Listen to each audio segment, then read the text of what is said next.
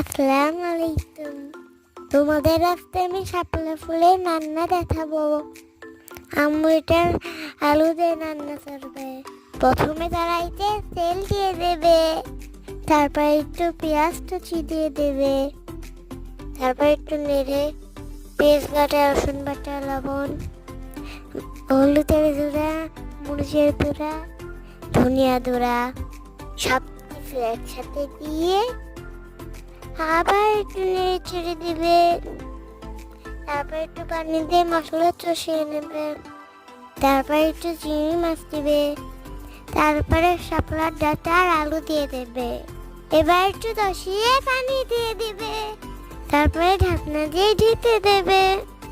তারপরে পানি শুকিয়ে দিলে হাত না উঠিয়ে সুন্দর করে পরিবেশন করবে।